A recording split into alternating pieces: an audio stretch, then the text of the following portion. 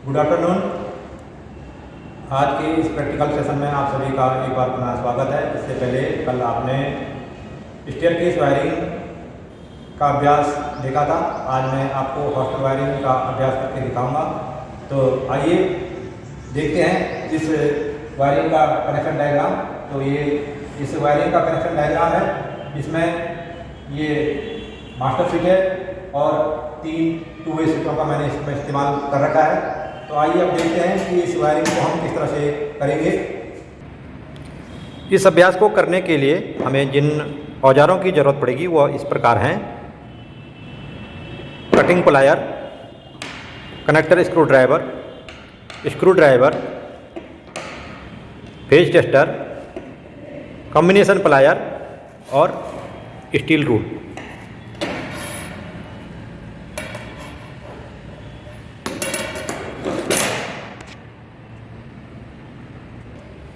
आवश्यक औजारों के बाद अब देखते हैं कि इस अभ्यास को करने के लिए हमें रॉ मटेरियल के रूप में क्या क्या सामग्री चाहिए।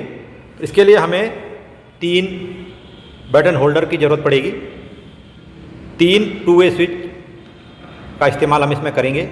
एक मास्टर स्विच यानी सिंगल वे स्विच का मैं इसमें इस्तेमाल करूँगा। और ये पीवीसी टेप, ये कुछ स्क्रूज हैं और इसके द्वारा मैं स्विचों को कसूँगा।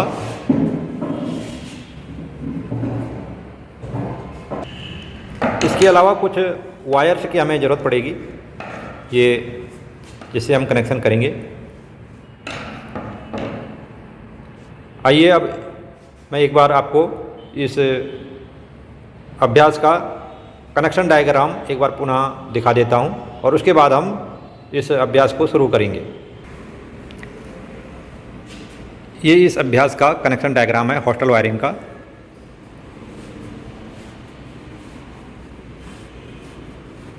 इस कनेक्शन डायग्राम से आपको इस अभ्यास को करने में सावधानी बरतनी है। और इसके बाद जब आप इस कनेक्शन डायग्राम से इस वायरिंग को करेंगे तो आपको कुछ हिंट्स इसमें मिलेगी। अभ्यास को करने के लिए यह एक सनमाइका सीट है जिसको मैंने पहले से ही काट रखा है इसको आवश्यकता अनुसार। और अब मैं आपको इसमें स्विच फिट करके दिखाता हूँ। सबसे पहले ये सिंगल वे स्विच है, single pole single way switch. इसका उपयोग हम मास्टर स्विच के रूप में करेंगे। ये मैं इसको यहाँ लगा देता हूँ, इस स्विच को। ये मैंने सिंगल वे स्विच इसमें स्क्रू की सहायता से कस दिया है। इसी प्रकार ये टू वे स्विच, इसको मैं यहाँ फिट कर रहा हूँ। टू वे स्विच इसको मैं यहाँ फिट कर दूँगा। ये तीसरा टू वे स्विच, इसको मैं यहाँ फिट करूँगा। हम स्विचों को स्क्रू की सहायता से सनमाइका सीट पर कस देते हैं।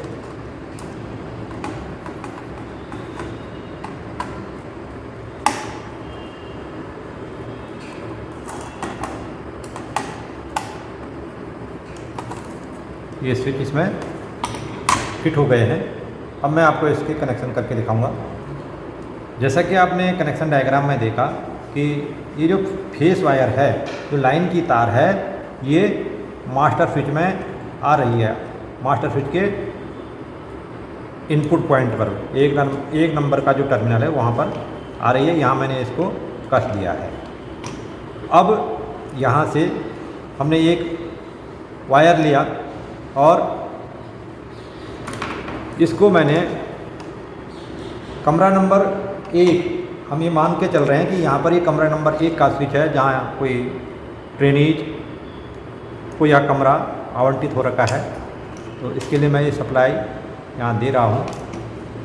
ये देखिए, यहाँ से हमने इसको सप्लाई दे दी है और इसी से यह दूसरा तार दूसरे कमरे के स्विच के लिए चला गया है। यहाँ मैंने इसको कर दिया है।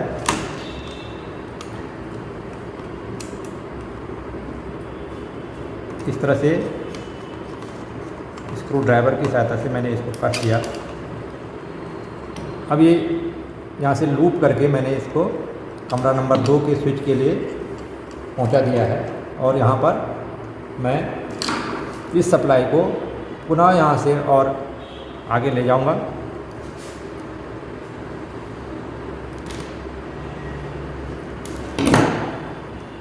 इस तरह से हम यहाँ पर इनको कनेक्ट कर देंगे।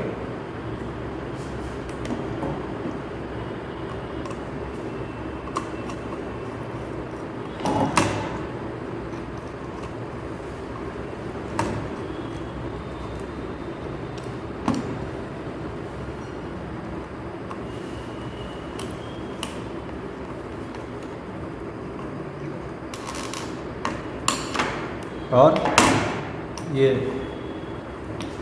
कमरा नंबर 3 को यहाँ से सप्लाई हमने पहुँचा दी है। इस तरह से ये जो मास्टर स्विच है यहाँ से डायरेक्ट सप्लाई इन तीनों कमरों में जा रही है।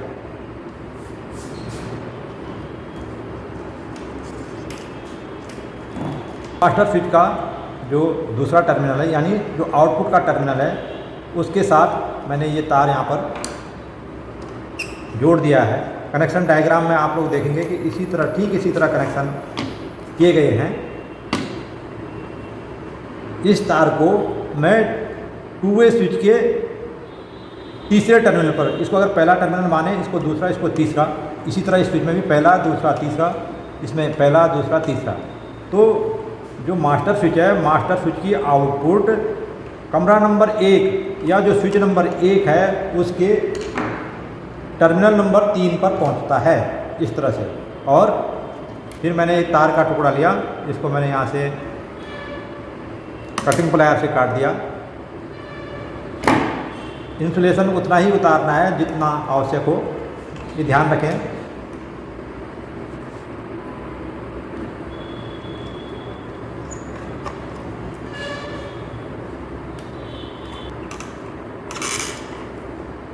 अब कमरा नंबर 1 का जो ये स्विच है इससे सप्लाई कमरा नंबर 2 के स्विच में पहुंच गई है और यहाँ से भी हम कमरा नंबर 3 के लिए एक हाफ वायर इस तरह से ये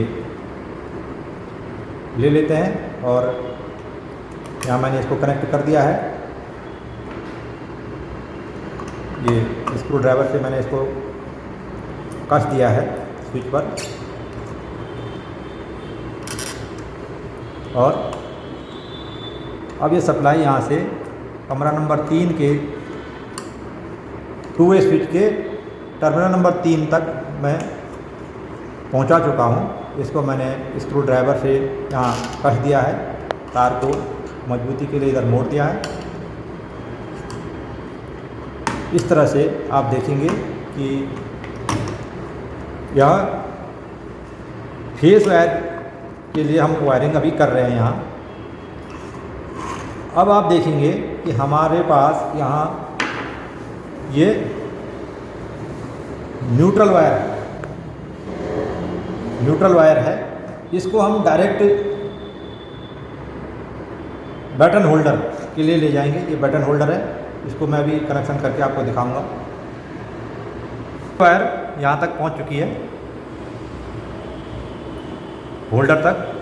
होल्डर के लिए अभी मैं यहाँ पे आपको बटन होल्डर कस के भी दिखाऊंगा।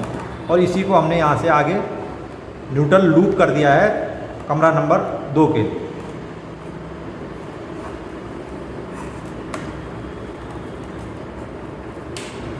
ये मैंने यहाँ कमरा नंबर 2 के लिए यहाँ निकाल दिया है न्यूट्रल। और यहाँ से कमरा नंबर 3 के लिए यह न्यूट्रल वायर एक और हमने वायर ली यहाँ से और इसको मैंने यहाँ पर इस तरह से आपस में जोड़ दिया, ट्विस्ट कर दिया। इस तरह से कॉम्बिनेशन प्लायर की सहायता से मैंने न्यूट्रल वायर को यहाँ ट्विस्ट कर दिया, जोड़ दिया आपस में।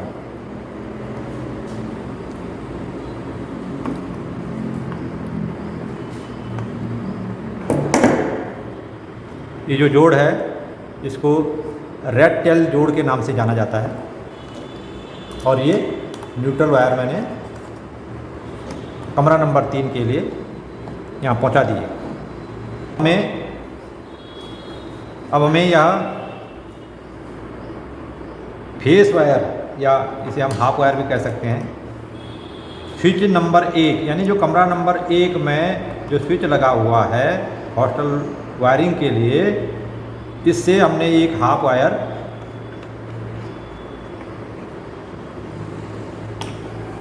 बैटन होल्डर के लिए पहुंचानी है।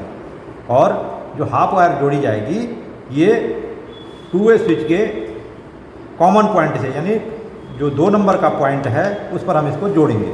और इस तरह से ये हाफ वायर मैं यहाँ पहुँचा देता हूँ। ये देखिए, ये होल्डर के लिए मैंने यहाँ इसको पहुँचा दिया है। अभी मैं कनेक्शन करके आपको दिखाऊंगा।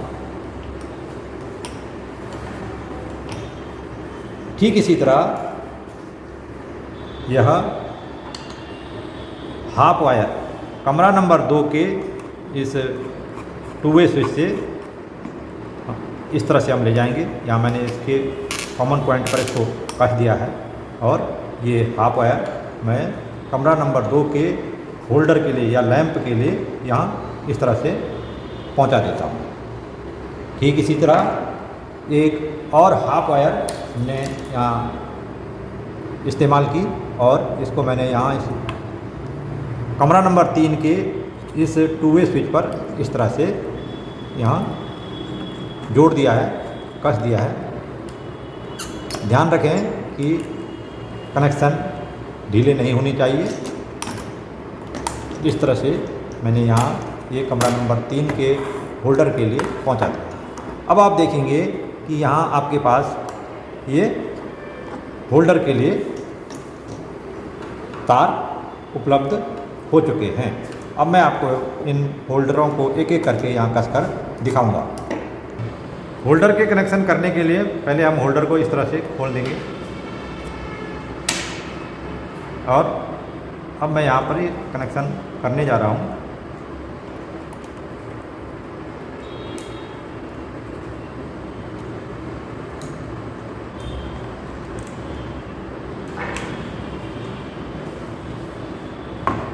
इस तरह से मैंने न्यूट्रल वायर कस दी है और अब मैं ये हाफ वायर को यहाँ कस रहा हूँ।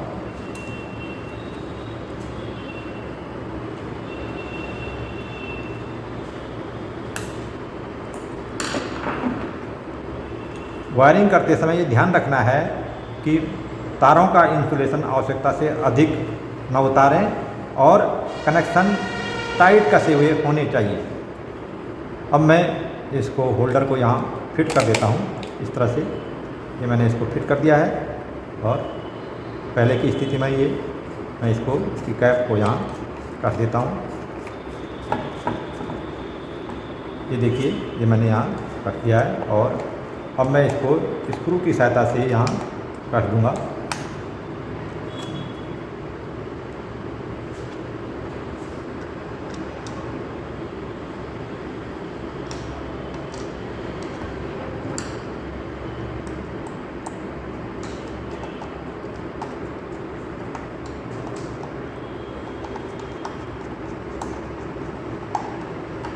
ये मैंने होल्डर यहाँ कस दिया है।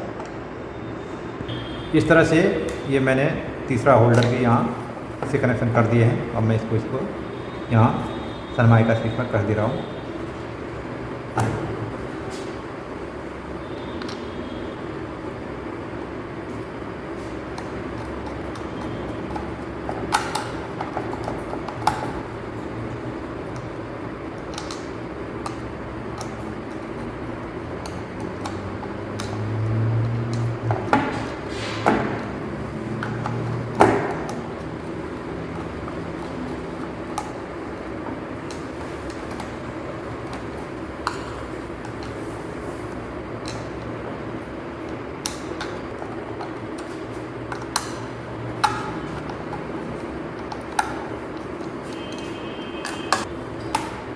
तो ये मैंने तीनों होल्डर यहाँ कस दिए हैं और मास्टर स्विच हो गया।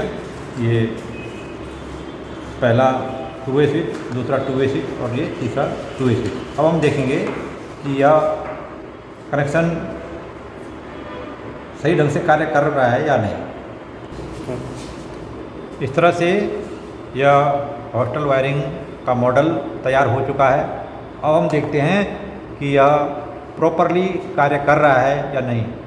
आप देख रहे हैं कि ये मास्टर स्विच इस समय ऑफ पोजीशन में है और ऑफ पोजीशन में होने के कारण ये सारे बल्ब इस समय ऑफ दिखाई दे रहे हैं। जैसे ही मास्टर स्विच ऑन होगा, अर्थात जो हॉस्टल वार्डन हैं ये सुबह 6 बजे या जो भी टाइम फिक्स हो उस समय हॉस्टल की वायरिंग को यहाँ से ऑन कर देगा मास्टर स्विच से। तो इस तरह से देखिए ये ऑन हो चुका है। तीनों बल्ब तीनों कमरों के जल चुके हैं। इन्होंने अपना काम करना शुरू कर दिया है और अब यदि इनकी आवश्यकता नहीं है तो ये यहाँ से बंद कर सकते हैं इसको। हॉस्टल वार्डन ने रात के 10 बजे यहाँ से बंद किया तो सारे स्विच अपने आप ही बंद हो गए हैं।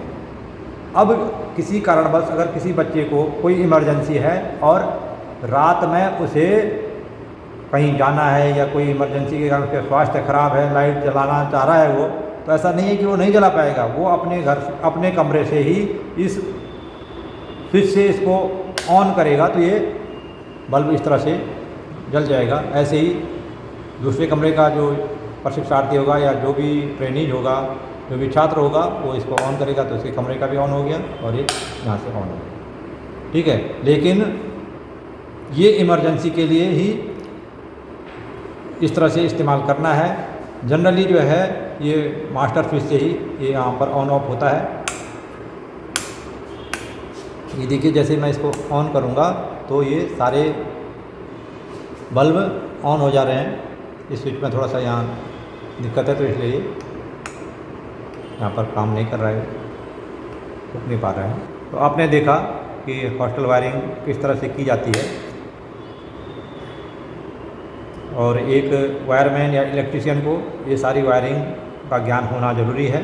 तो आज मैंने आपको इस मॉडल से एक हॉस्टल वायरिंग का नमूना बना करके दिखाया।